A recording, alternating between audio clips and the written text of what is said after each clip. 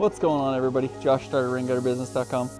Today we're going to show you guys my new house and show you my unique gutters that I decided to try out on here. Let's check it out.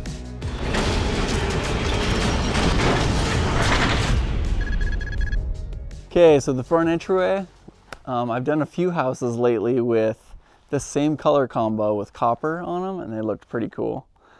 But the problem is I was putting the gutters on before I closed on it, and so I was a little nervous about throwing on copper before I actually owned the place. So I went with 6-inch architectural box gutter, or KWM box gutter, and we did 4-inch round smooth downspouts. So a couple reasons for that. I just wanted to try something different, see how it looked. See how the combo went together. I've never had anybody actually choose this combination, so figured I'd give it a shot. I think it looks kind of cool. In the future, I might do maybe some copper half round just on the front, just to kind of tie in with the wood front entryway, but we'll see.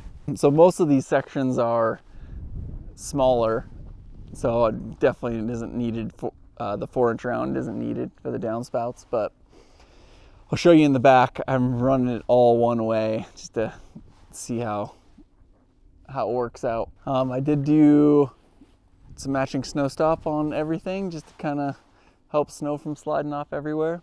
Before I get started on landscaping, I'm gonna pipe all of these downspouts under the ground with 4-inch pipes out a ways from the house, just to get a kind of a better understanding of how those work, especially on this isn't a very steep lot, so I'm not exactly sure how to daylight them yet. I'd like to daylight them and not do a water pit or anything, but see how it goes. As you can see, the snow's been melting. It's kind of crazy seeing how far the water actually goes out on the ground. Kind of cool. So I have this whole back stretch. It's almost 80 feet coming all to this one downspout. I figured I didn't really want any water over there, so figured I'd just try it, run it this way, see how it worked. That way I can kind of observe, what it does over the seasons and the years and see how it works out. But I had a lot of water here, and this has a basement.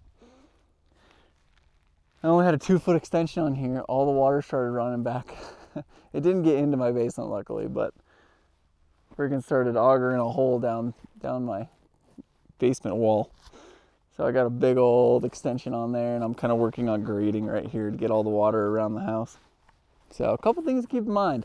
Luckily I knew a guy with a 10-foot extension that could come out real quick. So we have that, I think it was like 76 feet on the back, and then this one is like around 40 feet. I did both of those with snap lock just to kind of, so I could,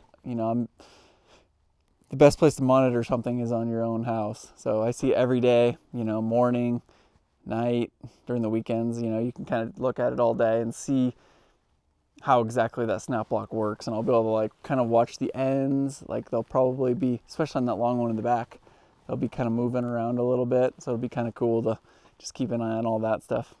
And then we have this downspout in the front. I'm also this guy will be a little easier to daylight, so I'll probably go 2 feet down with it, and then across this. This will eventually be a concrete pad here, but we'll go under the gravel for now and pop it out into the grass area. So yeah, turned out pretty cool. I'm excited. Over the seasons here, we'll try to keep you guys updated on what I see, the changes and everything, and see how it goes. Kind of a little bit of everything on this place. Corners, long stretches, short stretches. So anyways, check it out, monitor it. Thanks for watching. Comment, like, subscribe. See you on the next one.